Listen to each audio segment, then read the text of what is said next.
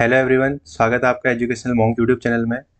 आज का हमारा टॉपिक है उत्तराखंड का बजट, जो आपके आगामी एग्जाम 2026-27 में जितने भी सारे एग्जाम होने वाले हैं उनके लिए वेरी वेरी इंपॉर्टेंट टॉपिक है। इस टॉपिक से आप 3 से 4 क्वेश्चन हर एग्जाम में मान के चलिए आने ही आने। तो इस टॉपिक में इस लेक्चर में हम देखेंगे बजट के बारे में डिटेल से। बजट का बेसिक कॉन्सेप्ट समझेंगे और उत्तराखंड में कौन कौन सी योजनाएं हैं और कौन कौन से बजट के इम्पोर्टेंट फैक्ट हैं उनको हम डिस्कस करेंगे और उनको याद करने की कोशिश करेंगे।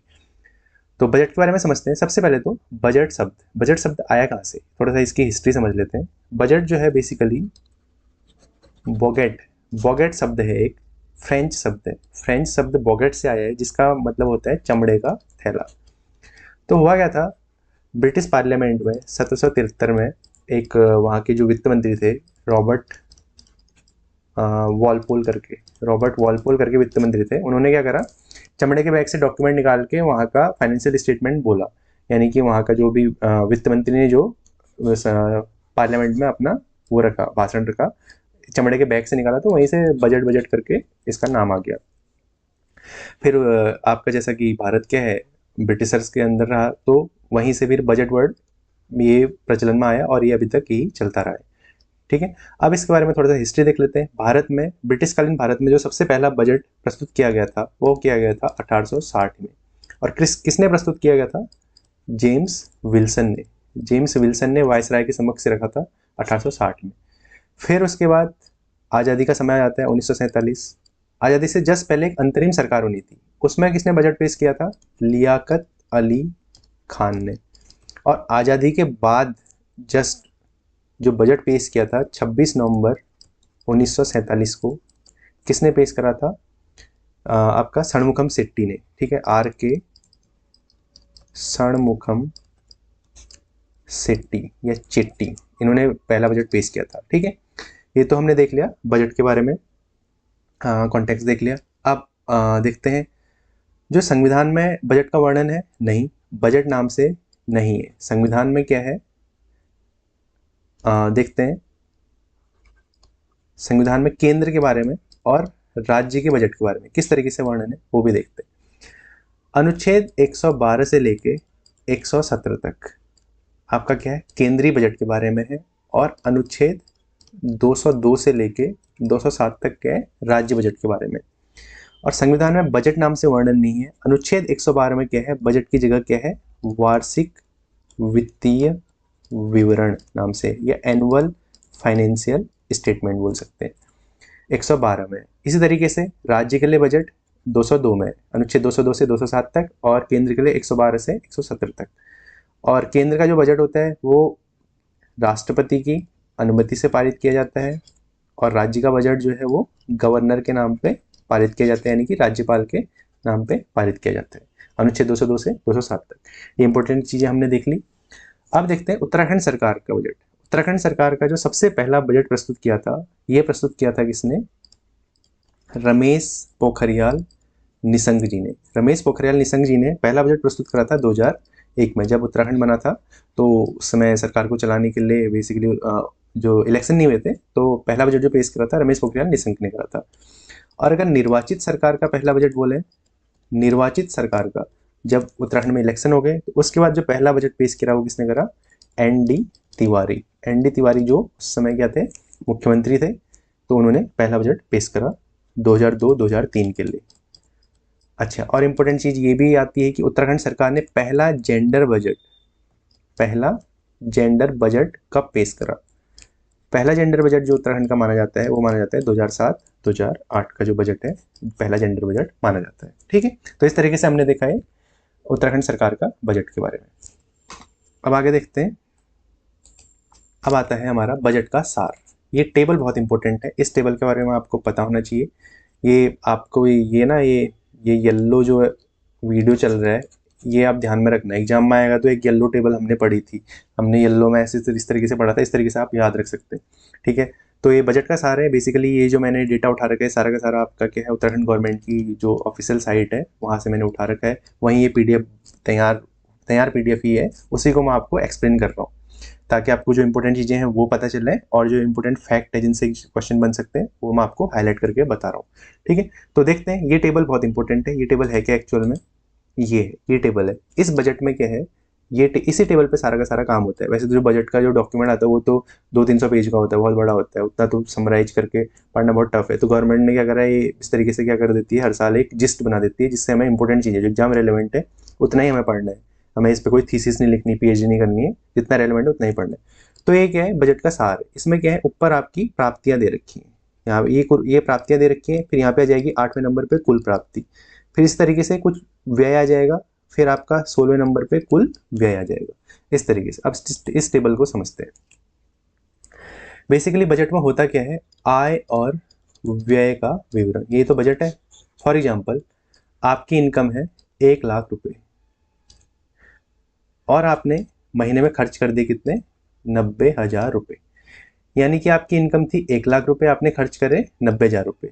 आपका बजट में क्या रहा, अधिशेष रहा। आपके 10,000 रुपये बच गए ना, ये क्या होता है, अधिशेष होता है। यानी कि आपका अधिशेष कितना रहा, 10,000 रुपये। इसी तरीके से आपकी इनकम है 1 लाख रुपए, आपने खर्च कर दिए 1,10,000 रुपये, आपका क्या हो गया, घाटा हो गया। यही क्या होता है, इसी तरीके से गवर्नमेंट का भी राजकोषीय घाटा होता है और राजस्व अधिशेष होता है। ठीक है, ये चीज़ें भी आपको पता होनी चाहिए। अभी हम इनके बारे में देखेंगे, जो आपका क्या है, राजकोषीय घाटा और अधिशेष जो होते हैं, ठीक है, उसको देखेंगे हम। ठीक है, इस टेबल की हेल्प से समझते हैं। तो ये सारा का सारा जो डेटा है आपका, ये क्या है, करोड़ में दे रखा है, इतने करोड़ का है। ठीक है, तो यहाँ पे नीचे जो फिगर आएंगी वो सारी की सारी क्या है, आपकी इतने करोड़ की। तो देखते हैं सबसे पहले राजस्व प्राप्ति, यानी कि रेवेन्यू रेसिप्ट, यानी कि जो हमें प्राप्त होता है, यानी कि जो इनकम है, इनकम की बात हो रही है। प्राप्तियां मतलब जहां भी आएगा तो इनकम समझ लेना। अब इसमें क्या है, 4 चीजें दे रखी है। एक तो एक्चुअल दे रखा है 2024-25 का, फिर एस्टिमेट दे रखा है 2025-26 का, फिर रिवाइज एस्टिमेट दे रखा है 2025-26 का, फिर दे रखा है बजट एस्टिमेट 2026-27 का। हमें फोकस करना है इस पे, क्योंकि बजट क्या होता है, एक तरह का अनुमान ही होता है कि हम साल भर में कितना खर्च करने वाले हैं और कितना हमारे पास पैसा आने वाला है। इसी का लेखा जोखा क्या होता है, बजट होता है। तो हमें इस पे फोकस करना है, लास्ट वाले कॉलम पे। और ये क्या होता है, ये पिछले साल हमने ये देखा था 2025-26 में, ये वाला बजट हमने याद करा था। ठीक है, फिर उसका क्या होता है, ये भी अनुमान है, 2025-26 में लगा, फरवरी में अनुमान लगाया कि इतना इतना पैसा खर्च होगा। फिर इस बार अनुमान लगा रहे हैं कि इतना इतना पैसा इस तरीके से खर्च होगा। फिर उसका क्या होता है, ये अनुमान है, फिर अनुमान कितना सही रहा उसके हिसाब से क्या आता है, रिवाइज एस्टिमेट आता है। ठीक है, और बजट से एक दिन पहले क्या आता है, आपका इकोनॉमिक सर्वे आता है। ठीक है, ये भी आपको बताना चाहिए। और इस बार का बजट जो पेश करा है वो किसने करा है, सीएम धामी ने पेश करा है। वैसे वित्त मंत्री करते हैं, तो इस बार सीएम धामी ने पेश करा। ठीक है, वो कभी कर सकते हैं, ऐसा कुछ इश्यू नहीं है। वैसे सेंटर में ज़्यादातर फाइनेंस मिनिस्टर ही पेश करते हैं। तो सबसे पहले राजस्व प्राप्तियां, कितनी राजस्व प्राप्तियां हुई हैं, 67,527.77। ये क्या है, हमारी राजस्व प्राप्तियां। अब देखते हैं, अगला है कर राजस्व, यानी कि गवर्नमेंट का जो बेसिकली टैक्स से पैसा कमाती है। जैसे इसमें क्या है, कर राजस्व में कौन सा है, नॉन टैक्स रेवेन्यू लिखा है। कर राजस्व में तो क्या होता है, इसमें वैसे टैक्स रेवेन्यू होता है और करेत्ता राजस्व होता है नॉन टैक्स रेवेन्यू। इसमें क्या होता है, जो बेसिकली नॉन टैक्स रेवेन्यू की बात करेंगे तो नॉन टैक्स रेवेन्यू में क्या आता है, जैसे आपका फॉर एग्जांपल जैसे बिजली का बिल है, आपका गैस का बिल है, इस पर क्या है, जो टैक्स लगना होता है एक बार लग जाता है, उस पर अलग से कोई एक्स्ट्रा टैक्स नहीं लगता है। तो इसलिए क्या होता है, एक तरीके से नॉन टैक्स रेवेन्यू होता है। अभी कर राजस्व में यहाँ पे स्टार मार्क भी लगा रखा है। ये स्टार मार्क क्या है, ये यहाँ पे दे रखे है। इसमें क्या है, राज्य का स्वयं का कर राजस्व केंद्रीय करों में राज्यांश से सम्मिलित है, इसमें इंक्लूड कर रखा है। तो ये क्या हमारा हो गया, जो कर राजस्व, यानी कि कर से कितना राजस्व इकट्ठा हुआ। ठीक है, ये हमें यहाँ पे दे रखा है, कितना हुआ है, 43,327.43 करोड़।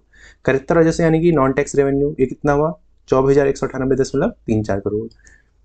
फिर इसी तरीके से पूंजीगत प्राप्तियां, यानी कि पूंजीगत प्राप्तियां बोल सकते हैं कि जैसे जो गवर्नमेंट ने आपके हाईवे बना रखे हैं, एयरपोर्ट बना रखे हैं, जो रेलवे लाइन है, वहाँ से जो इनकम प्राप्त होती है वो क्या है, हमारी कैपिटल रेसिप्ट। ये क्या है, 42,617.35 करोड़। ऐसे ही ऋणों की वसूली, गवर्नमेंट क्या होती है, ऋण देती है तो उससे रिकवरी होती है, तो उसकी वसूली से कितना आ रहा है, किया आ रहा है। इसी तरीके से recovery of loan and advances, कुछ और एडवांसेज लिए होते हैं गवर्नमेंट से, वहाँ से रिकवरी होती है। गवर्नमेंट से किसी ने एडवांस लिया है लोन के फॉर्म में या किसी और तरीके के एडवांस लिए हुए, अलग अलग तरीके होते हैं, तो वहाँ से कितना पैसा है, 42,590 करोड़। इसमें सारा डेटा नहीं याद रखना है, जो मैं याद करने को बोलूँगा वो आप ध्यान दीजिएगा, अभी बस समझ रहे हैं। इसमें इंपॉर्टेंट ये याद रखिएगा, भारतीय रिजर्व बैंक से अर्थोपराय अग्रिम यानी कि वेज एंड मीन्स एडवांसेज किससे लिए जाते हैं? आरबीआई से। अब क्या होता है गवर्नमेंट को, जैसे कभी कभी क्या होती है पैसे की कमी हो जाती है तो क्या जाती है आरबीआई के पास जाती है, उससे बोलते हैं कि हमें पैसा दे दो कुछ उधार, ठीक है, तो वो सेंट्रल गवर्नमेंट भी जाती है, स्टेट गवर्नमेंट भी जाती है, उसको क्या बोला जाता है? वेज एंड मीन्स एडवांसेज बोला जाता है, या अर्थोपराय अग्रिम भारतीय रिजर्व बैंक से। इसमें कितना लिया है इस बार, कितने का अनुमान लगा रखा है? 21,000 करोड़ रुपए लेने का अनुमान है, ठीक है, ये भी याद रखिएगा, इंपॉर्टेंट है। वेज एंड मीन एडवांस कितना लिया है ये हो गया। फिर इस तरीके से यहाँ से 1 से 7 नंबर तक कुछ है। फिर उसके बाद हमारे पास क्या आ गई? कुल प्राप्तियाँ आ गई हैं। फिर कुल प्राप्तियाँ ये इंपॉर्टेंट है, कुल प्राप्तियाँ याद रखना इंपॉर्टेंट, डबल हैस्टिक मार्क कर दिया इसमें मैंने। कुल प्राप्तियाँ कितनी है, यानी कि कुल इनकम कितनी होनी है, यही इनकम है 1,10,143.12 करोड़। इसको एज इट इज फिगर याद रखना है, इंपॉर्टेंट। फिर इसे ऐसे ही क्या आ गया आपका व्यय। व्यय किस तरीके से हो रहा है? अभी तक हमने प्राप्तियां देखी कि इनकम किस तरीके से हो रही है। अब देख रहे हैं खर्च किस तरीके से हो रहा है, रेवेन्यू एक्सपेंडिचर यानी कि राजस्व खर्च कितना है? 64,989.44। ब्याज अदाए गए हैं, गवर्नमेंट भी लोन लेती है, जैसे वर्ल्ड बैंक से लोन ले लिया, एडीबी से, एशियन डेवलपमेंट बैंक से लोन ले लिया, या ऐसे ही किसी अदर ऑर्गेनाइजेशन से लोन लिया तो वहाँ इंटरेस्ट पेमेंट करनी पड़ती है, इतने रुपये इंटरेस्ट पेमेंट में खर्च हो जाएंगे। फिर ऐसे कैपिटल एक्सपेंडिचर, जैसे नए नए प्रोजेक्ट बनाने हैं, 4 धाम प्रोजेक्ट हो गया, ऐसे ऋषिकेश कर्णप्रयाग रेलवे लाइन हो गया, उसके लिए लोन लिया होगा गवर्नमेंट ने, तो उसके लोन से जो पैसा आया होगा उस पर खर्च भी करना है, उसको बनाना है, तो वहाँ जो कैपिटल में एक्सपेंडिचर हो रहा है, मतलब उस प्रोजेक्ट के लिए जो खर्चा हो रहा है, इंफ्रास्ट्रक्चर के लिए जो खर्चा हो रहा है, वो कितना है? 6,713.77 करोड़। इस तरीके से पूंजीगत परिव्यय होता है। फिर ऐसे लोन पेमेंट्स होती हैं, लोन पेमेंट्स का यहाँ पे दे रखा है 28,160। फिर ऐसे ही रिजर्व बैंक से जितना पैसा लिया था उतना ही वापस भी करने का है, उसको भी तो वापस भी तो करना है। तो इस बार लोन से वेज एंड मीन्स एडवांसेज में कितना वापस करना है? 21,000 करोड़ लेने का था, 21,000 करोड़ वापस भी कर रहे हैं, ठीक है। गवर्नमेंट का अनुमान है कि 21,000 करोड़ लिया है तो 21,000 करोड़ वापस भी किया जाएगा। फिर इस तरीके से कुछ लोन्स एंड एडवांसेज की पेमेंट का वहाँ खर्चा आ जाएगा इस तरीके से। यहाँ पे आ गया हमारा टोटल एक्सपेंडिचर, ये इंपॉर्टेंट है, याद रखिएगा। टोटल एक्सपेंडिचर यानी कि कुल व्यय, यही तो सारा बजट है, इसी पे सारा बेस्ड है, यानी कितना खर्चा होना है। बजट में खर्चे का ही अनुमान लगाया जाता है और उसके अकॉर्डिंग कितनी इनकम आनी है उसको बाद में देखा जाता है। पहले खर्चा देखा जाता है, फिर उसके बाद इनकम देखी जाती है, ये चीज़ ध्यान रखिएगा। 1,11,703.21 करोड़ यानी कि इतना खर्चा होने का है कुल व्यय, और इनकम कितनी है? 1,10,143.12 करोड़, यानी कि देखो खर्चा ज़्यादा हो रहा है, इनकम कम है। कुल प्राप्तियां देखो, कुल प्राप्तियां और कुल व्यय को आप देखो, यानी कि 8वां नंबर और 16वां नंबर, 8वां नंबर और 16 नंबर एग्जाम में वैसे याद आना चाहिए आपको। 8वां नंबर पहले पेज में देखा था बजट का, इस तरीके से याद रह जाता है। 1,10,143.12 करोड़ क्या है? इनकम है। 1,11,703.21 करोड़ क्या है? हमारा एक्सपेंडिचर है, यानी कि खर्चा ज़्यादा हो रहा है, ठीक है ये। अब अगली चीज़ आती है राजस्व अधिशेष, यानी कि क्या होता है? Revenue surplus. रेवेन्यू सरप्लस क्या है? 1 से 9 को घटा देंगे, 1 और 9 का डिफरेंस जो है, 1 और 9 में क्या है?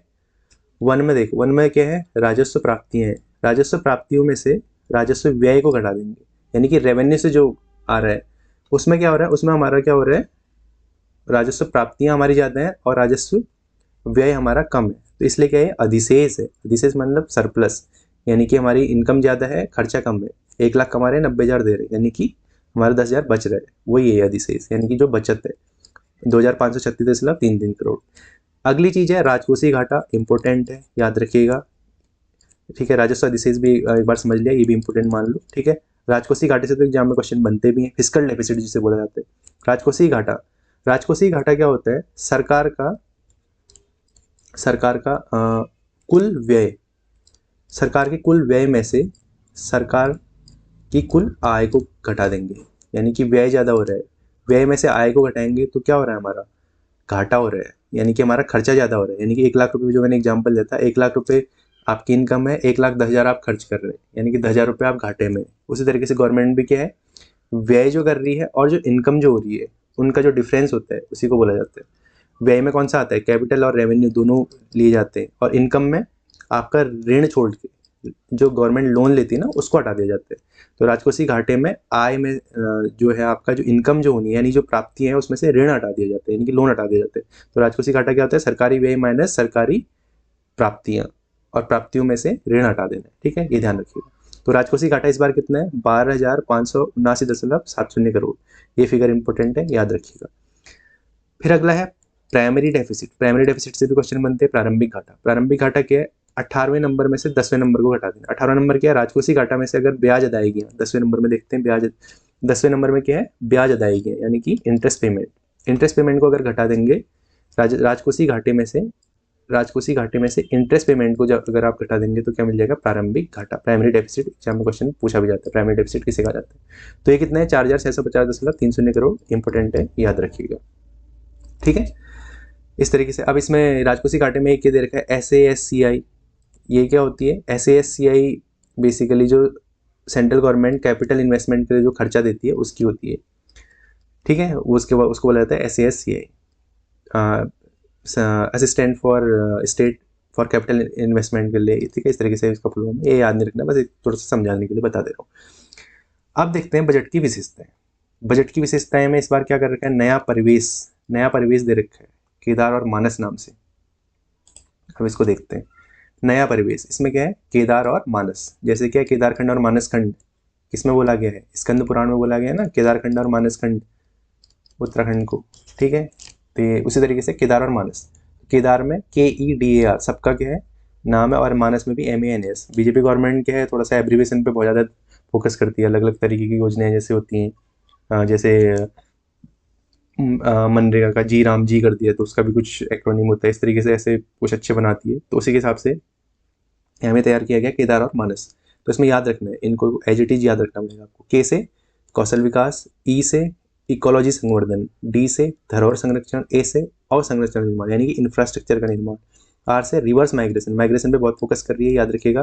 रिवर्स माइग्रेशन एक इंपॉर्टेंट फैक्टर है। मानस, रिवर्स माइग्रेशन मतलब जैसे क्या होता है? पलायन कर जाते हैं लोग गाँव को छोड़ के, प्लेन्स में चले जाते हैं, तो फिर वापस उनको बुलाना है वहाँ। इस तरीके का रिवर्स माइग्रेशन पे, इस पर योजनाएं भी चल रही हैं। ऐसे ही मानस में एम से मंगलकारी, ए से अवसरयुक्त, एन से नवोन्मेषी, ए से आध्यात्मिक केंद्र है उत्तराखंड, ऑब्वियस सी बात है। एस से सांस्कृतिक गतिविधियां, यानी संस्कृति पे फोकस करना है। केदार और मानस क्या है? बजट में इंपॉर्टेंट चीजें रखी गई हैं, याद रखिएगा। अगली चीज फिर ऐसे ही एक और एब्रीविएशन है संतुलन। बजट का जो इंपॉर्टेंट पॉइंट है वो क्या है? संतुलन। इसी पे बेस्ड है। संतुलन के अंतर्गत अलग अलग योजनाएं हैं, इसी के अंतर्गत अलग अलग चीजें डिस्कस करी गई हैं, वो हम आगे देखेंगे। एस से क्या है? समावेशी विकास, ए से आत्मनिर्भर, एन से नई सोच, टी से तीव्र विकास, यू से उन्नत गांव और शहर पे फोकस किया जाता है। उन्नत यानी कि क्या करना है? स्मार्ट विलेज बनाने, स्मार्ट सिटीज बनानी है। एल से लोक सहभागिता, ए से आर्थिक शक्ति को बढ़ाना है, एन से न्यायपूर्ण व्यवस्था यानी कि न्याय भी मिलना चाहिए। संतुलन। ठीक है, अब संतुलन को ही डिटेल में समझते हैं। सबसे पहले आता है एस से संतुलन। तो संतुलन के एस में क्या है? गरीब कल्याण, महिला कल्याण और बाल विकास। जैसे ज्ञान था ना, लास्ट ईयर का जो बजट में क्या था? ज्ञान था। गरीब, युवा, अन्नदाता, नारी सशक्तिकरण। उसी तरीके से गरीब कल्याण, महिला कल्याण। ज्ञान अभी आगे भी पढ़ देखेंगे हम। ज्ञान इस बार भी है, इस बार कंटिन्यू रखा ज्ञान को। ठीक है, अभी देखते हैं समावेशी विकास में एस में क्या है? गरीब कल्याण, महिला कल्याण और बाल विकास। तो देखते हैं इंपॉर्टेंट। ठीक है, सामाजिक सुरक्षा, ये पेंशन योजनाओं में 1327.73 करोड़ रुपए। ठीक हो गया। इंपॉर्टेंट है ये, जो इंपॉर्टेंट बोलूंगा उसको तो आपने ध्यान देना ही है। बाकी एक बार गो थ्रू कर लेंगे तो वो भी आपका एक बार माइंड में क्लिक रहेगा। और 1 से 2 बार अगर ये लेक्चर देखते तो आपके एग्जाम में क्वेश्चन गलत नहीं होंगे, क्योंकि ऑप्शन तो हमें मिलते ही हैं, तो वहाँ आप टिक कर सकते हैं। ठीक है, तो 1-2 बार गो थ्रू तो करना ही पड़ेगा आपको बजट से, क्योंकि इसमें हम ये इंपॉर्टेंट चीज़ें डिस्कस करते हैं। तो अटल आयुष्मान उत्तराखंड योजना इसको प्रमोट कर रही है। ठीक है, 5 लाख तक का क्या करती है? गवर्नमेंट एक्सपेंस करती है। आप आयुष्मान कार्ड बना के जाओ, हॉस्पिटल में इलाज कराओ। ठीक है, तो ये अटल आयुष्मान उत्तराखंड योजना 600 करोड़ रुपए। ठीक है, ये ऐसे फिगर याद करना तो ईजी हो जाता है, 600 करोड़ रुपए। ठीक है, ऐसे ही सक्षम आंगनबाड़ी एवं पोषण 2.0 योजना के लिए 598.33 करोड़।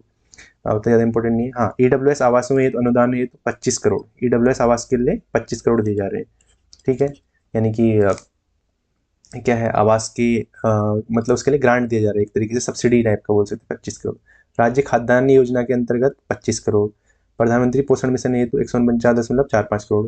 ठीक है, अब इसमें इंपॉर्टेंट है मुख्यमंत्री महालक्ष्मी किट योजना। इंपॉर्टेंट है, महिलाओं से रिलेटेड इंपॉर्टेंट हो जाती हैं चीजें। मुख्यमंत्री महालक्ष्मी किट योजना, मुख्यमंत्री आंचल अमृत योजना। महालक्ष्मी किट योजना के लिए 30 करोड़ दिए जा रहे हैं, आंचल अमृत योजना के लिए 15 करोड़ दिए जा रहे हैं, यानी कि आंचल का डबल दिया जा रहा है महालक्ष्मी में। ठीक है, इस तरीके से भी याद रख सकते हैं। एक का याद रखो तो दूसरा याद कर सकते हो, रिलेट करके याद कर सकते हो। अच्छा, इसमें इंपॉर्टेंट देखो, मुख्यमंत्री महालक्ष्मी किट योजना कब शुरू की गई थी? ये भी एक क्वेश्चन बन जाता है। महालक्ष्मी किट योजना 2021 से शुरू करी थी, 17 जुलाई 2021 से। और आंचल अमृत योजना आपकी कब से शुरू करी थी? आंचल अमृत है आपकी 7 मार्च 2019 से, 2019 में शुरू करी थी 7 मार्च, ठीक है, आंचल अमृत योजना। और महालक्ष्मी किट योजना होगी आपकी 17 जुलाई 2021 से। अच्छा, राज्य में प्रसूता के लिए ईजा बोर्ड सगुन योजना, ये थोड़ा सा नई चीज़ है, याद रखिएगा। ईजा बोर्ड सगुन योजना बना रखी है प्रसूता यानी कि गर्भवती महिलाओं के लिए। इसके लिए 14.13 करोड़ रुपए दिए गए। महिला पोषण योजना के लिए 13.44 करोड़। वात्सल्य योजना इंपॉर्टेंट है, याद रखिएगा, 15 करोड़ रुपए। मुख्यमंत्री बाल एवं महिला बहुमुखी विकास निधि के लिए 8 करोड़, ठीक हो गया। जो मैं हैशटैग मार्क करते जा रहा हूँ वो इंपॉर्टेंट है, उस पर आपको ज़्यादा फोकस देना है। संतुलन का एस देख लिया। अब देखते हैं आत्मनिर्भर उत्तराखंड। आत्मनिर्भरता के लिए क्या करना है? कृषि को, उद्योग को, पर्यटन को बढ़ावा देना है। पर्यटन क्या है, काफ़ी बेनिफिशियल है उत्तराखंड के लिए, पर्यटन पे बेस बहुत सारी योजनाएं भी चलाती है गवर्नमेंट। तो कृषि के में देखो पशुपालन विभाग के लिए 42.02 करोड़, बस एक बार देख लेते हैं। मिशन एप्पल इंपॉर्टेंट है, मिशन एप्पल के लिए 42 करोड़ रुपए दिए जा रहे हैं, मिशन एप्पल याद रखिएगा। ट्राउट प्रोत्साहन योजना, ट्राउट मछली के प्रोत्साहन के लिए 39.90 करोड़, यानी कि लगभग 40 करोड़ से 10 बोल सकते हैं, थोड़ा सा कम है, 40 करोड़ से थोड़ा सा कम है, ऐसे करके याद रख सकते हैं। ट्राउट प्रोत्साहन योजना के लिए 39.90 करोड़, ठीक है। उच्च मूल्य वाले फल कीवी, ड्रैगन फ्रूट को बढ़ावा दिए जा रहे हैं, ठीक है। बस एक बार देख लेते हैं, जो इंपॉर्टेंट है उनको मैं मार्क कर दे रहा हूँ। चाय विकास योजना के लिए 25.93 करोड़। सगंध पौधा केंद्र कहाँ है? कमेंट सेक्शन में आंसर करके बताइए। कैप, ठीक है, 24.75 करोड़। फसलों की सुरक्षा के घेरबाड़ हेतु 20 करोड़ रुपए हो गए। अच्छा, प्रदेश में सूक्ष्म लघु एवं मध्यम उद्यमों को सहायता देने के लिए micro small and medium enterprises MSME पे फोकस करिए गवर्नमेंट, तो ध्यान दीजिएगा, इंपॉर्टेंट है। 75 करोड़ रुपए दिए जा रहे हैं एमएसएमई के लिए। मुख्यमंत्री स्वरोजगार योजना इंपॉर्टेंट, याद रखिएगा, 60 करोड़। मुख्यमंत्री स्वरोजगार योजना के लिए 60 करोड़ रुपए दे रही है। अच्छा, मुख्यमंत्री स्वरोजगार योजना कब से शुरू करी थी? 2020 से शुरू करी थी, 28 मई 2020, ये भी याद रखिएगा, आपको ये पता होना चाहिए। प्रमोशन ऑफ इन्वेस्टमेंट स्टार्टअप और इंटरप्रेन्योरशिप के लिए 30 करोड़, यानी कि स्टार्टअप वाला जो है उसके लिए दी जा रहे हैं 30 करोड़। स्टार्टअप इन्वेस्टमेंट इन सब चीज़ों के लिए। स्टार्टअप वेंचर फंड, स्टार्टअप को फोकस दिया जा रहा है, तो ये भी इंपॉर्टेंट हो जाता है, 25 करोड़। स्टार्टअप वेंचर फंड है तो 25 करोड़। ऐसे ही मेगा इंडस्ट्रियल और मेगा टेक्सटाइल नीति, मेगा इंडस्ट्रियल पार्क बनाए जा रहे हैं और मेगा टेक्सटाइल नीति के तहत ये भी इंपॉर्टेंट है, 25 करोड़ इसके लिए भी, ठीक है, क्योंकि उद्योग को बढ़ावा दिया जा रहा है। इको टूरिज्म के लिए 18.50 करोड़। अच्छा, अगला है हरिद्वार गंगा कॉरिडोर परियोजना। हाँ, ये दोनों याद रख लेना, हरिद्वार और ऋषिकेश से गंगा कॉरिडोर जो बनाए जा रहे हैं उसमें 10-10 करोड़ दिए जा रहे हैं।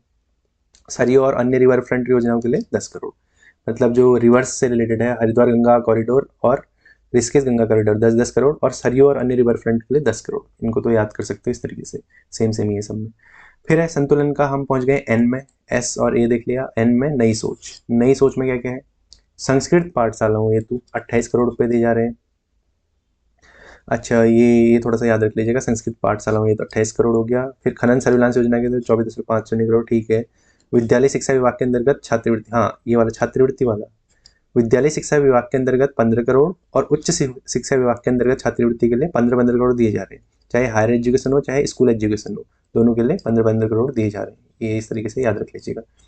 खेल विभाग में के अंतर्गत छात्रवृत्ति है तो 13.5 करोड़, खेल में थोड़ा सा कम दी जा रही है छात्रवृत्ति, इसको लिंक कर सकते हैं।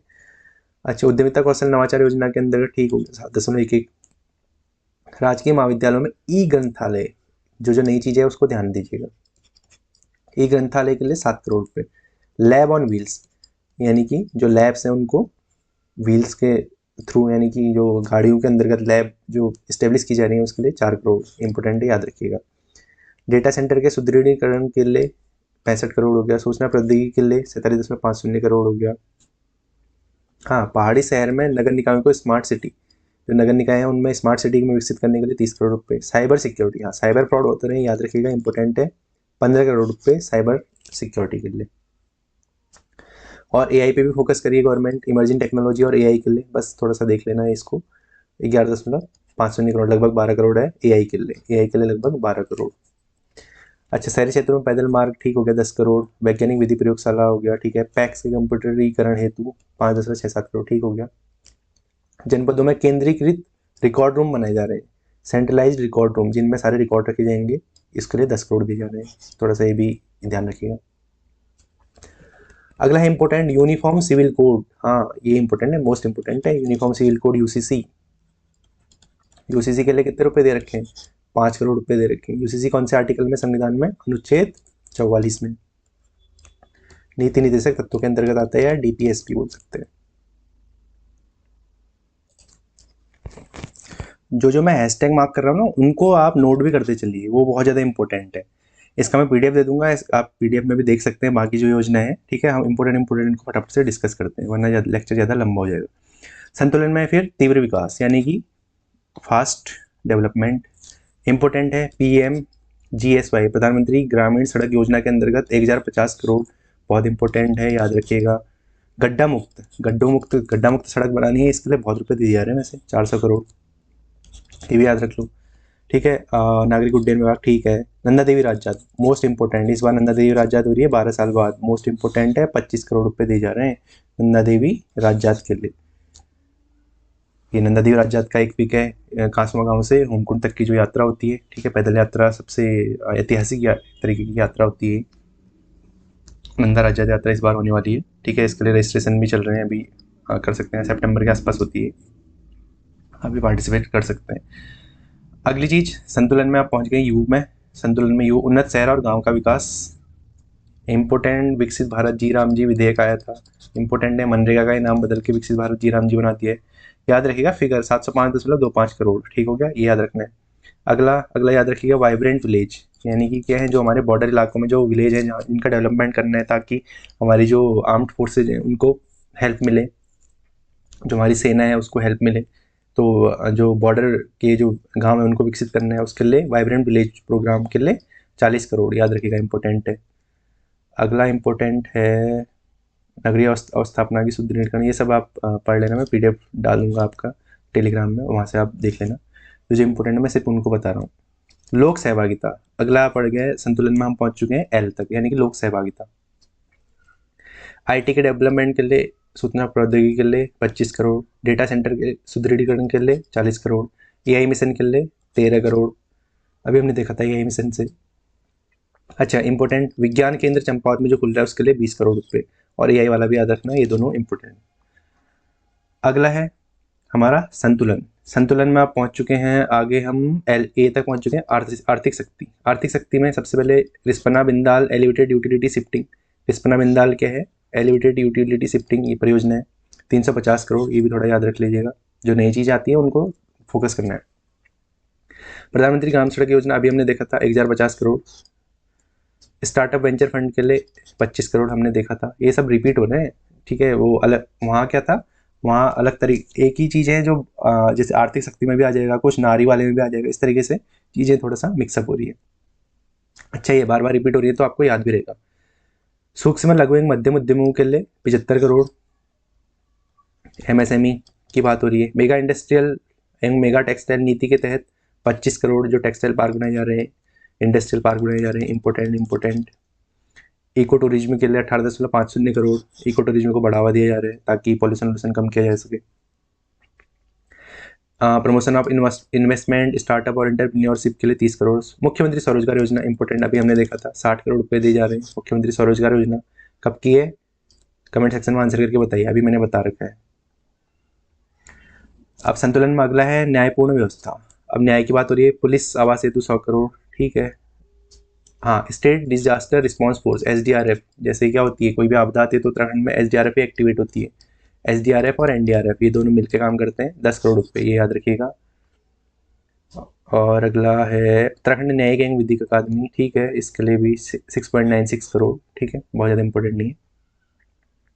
अब आते हैं इंपॉर्टेंट पॉइंट और कौन से हैं बजट में। प्रमुख आर्थिक बिंदु इसमें देखते हैं, ये है सबसे इंपॉर्टेंट जो जिस्ट है बजट का, मेन चीज़ यही है, आय व्यय। बेसिकली आय और व्यय पे ही सारा का सारा क्या होता है, हमारा बजट बेस्ड होता है। तो हमारा क्या है, बजट क्या है, 1,11,703.21 करोड़ का बजट है, और 2025-26 से बजट में कितनी वृद्धि हो रखी है, 10.41% की वृद्धि हो रखी है। मोस्ट इंपॉर्टेंट, याद रखिएगा, इसको जितने हैशटैग मार्क करते हो कम है, ठीक है, क्वेश्चन बनता है इससे। जिसमें व्यय कौन कौन से होते हैं, राजस्व व्यय, पूंजीगत व्यय, पूंजीगत परिव्यय। राजस्व व्यय के अंतर्गत क्या आते हैं आपकी, बेसिकली जो आपका पेंशन वेंशन देनी है, सैलरीज देनी है, वो सब चीज़ें आती हैं। 64,989.44 फिगर याद रखिएगा। पूंजीगत व्यय में 46,713.77 करोड़। पूंजीगत परिव्यय में 18,152.73 ऐसे प्राप्तियां प्राप्तियां कितनी होनी है, कुल प्राप्तियां फिगर याद रखिएगा, इंपोर्टेंट है।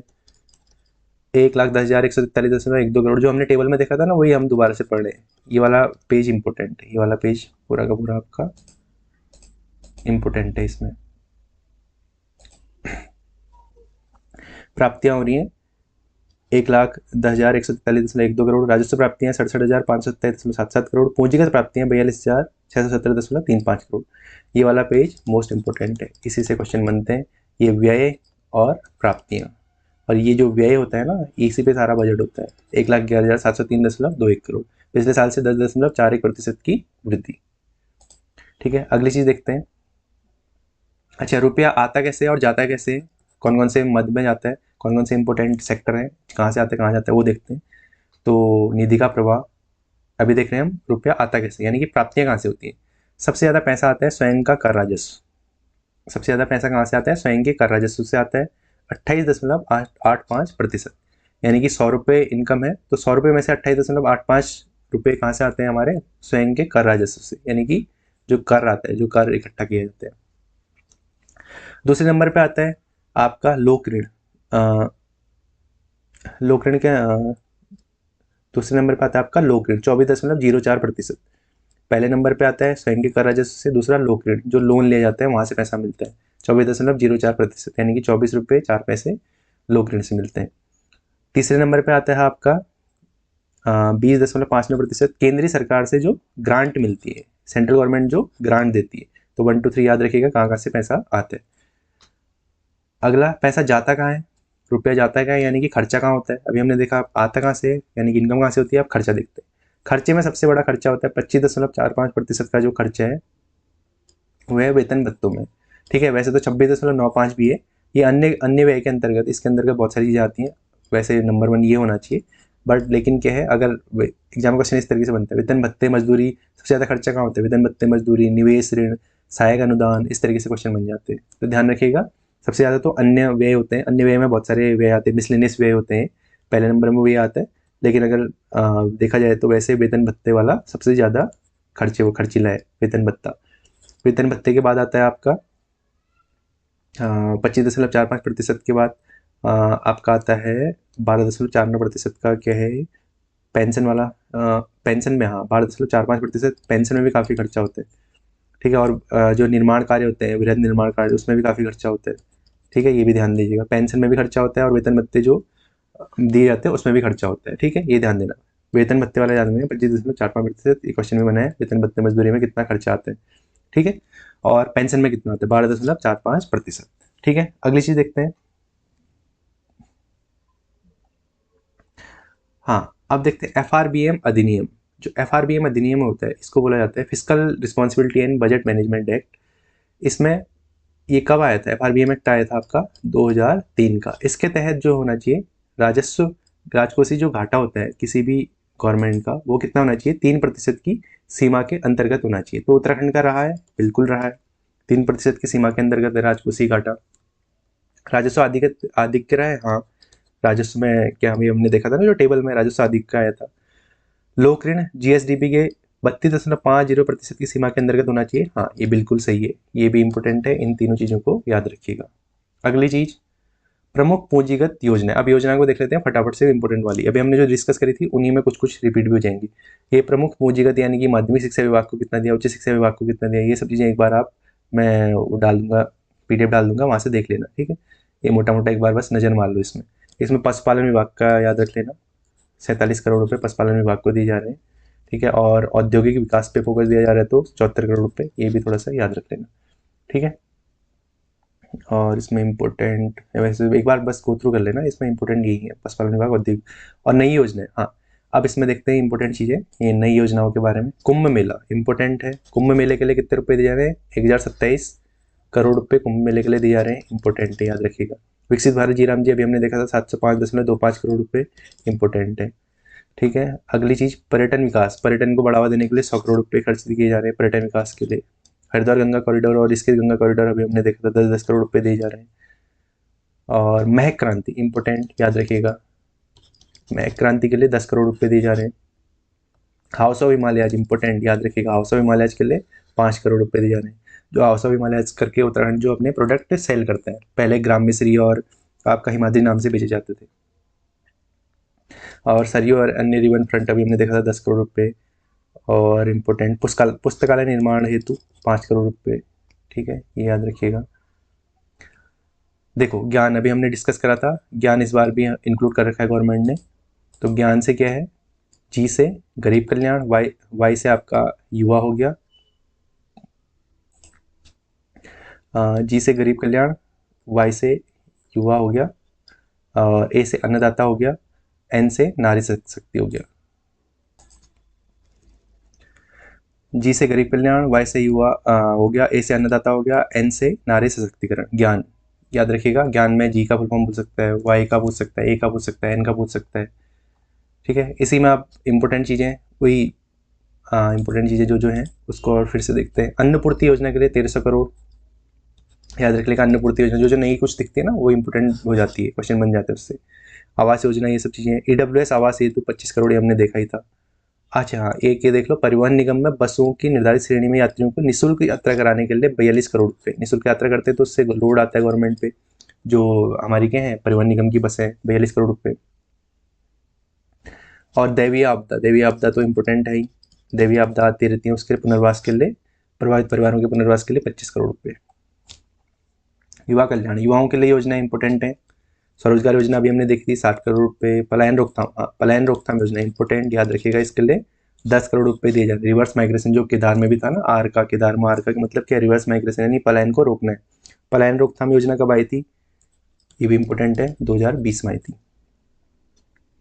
और इम्पोर्टेंट है इसमें उल्लास, देखो नव भारत साक्षरता कार्यक्रम, उल्लास के नव भारत साक्षरता कार्यक्रम, इसके लिए 3.34 करोड़ रुपये यानी कि 3.5 करोड़ रुपये लगभग दिए जा रहे हैं।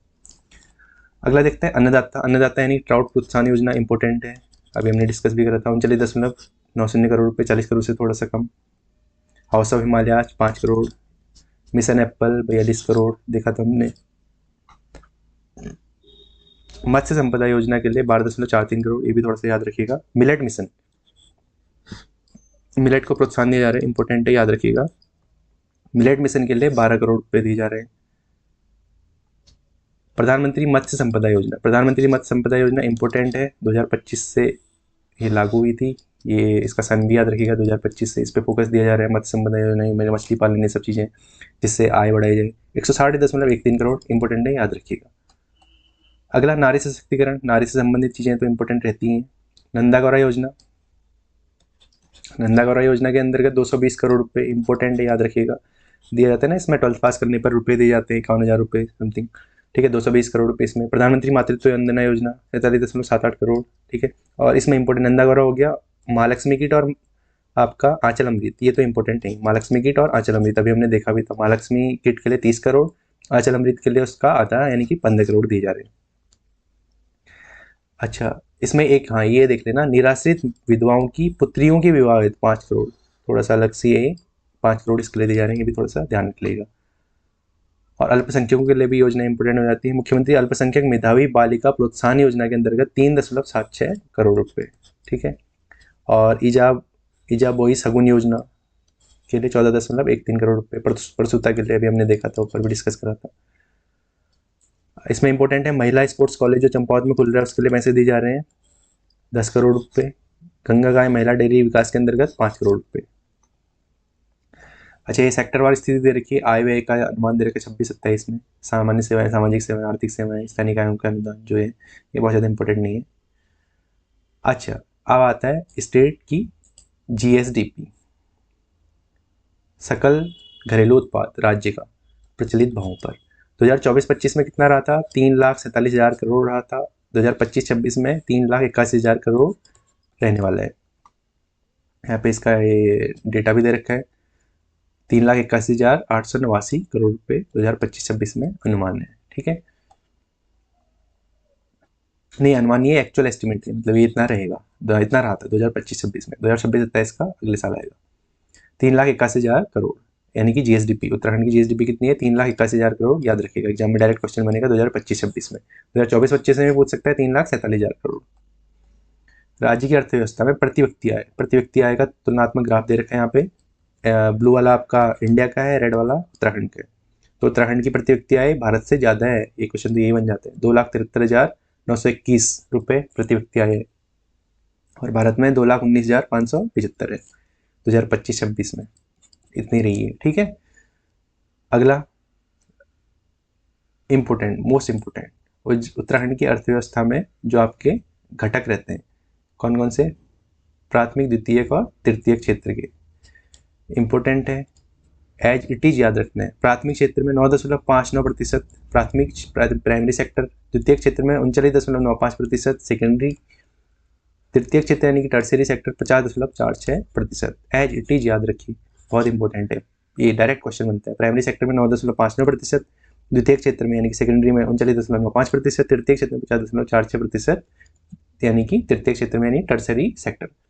इस तरीके से हमने बजट डिस्कस करा। बजट में जितने भी इंपॉर्टेंट पॉइंट हैं हमने डिस्कस कर लिए। इस लेक्चर को आप 1 से 2 बार रिवाइज करिए, अभी पढ़ लीजिए, और एग्जाम से जस्ट पहले रिवाइज करेंगे तो आपके इससे क्वेश्चन गलत नहीं होगा। और ये आपका बहुत ज़्यादा इंपॉर्टेंट टॉपिक है, इससे 3 से 4 क्वेश्चन आप डेफिनेटली मान के चलिए, डायरेक्टली इनडायरेक्टली पूछे जाते हैं। बाकी देखते हैं नेक्स्ट लेक्चर में। Thank you.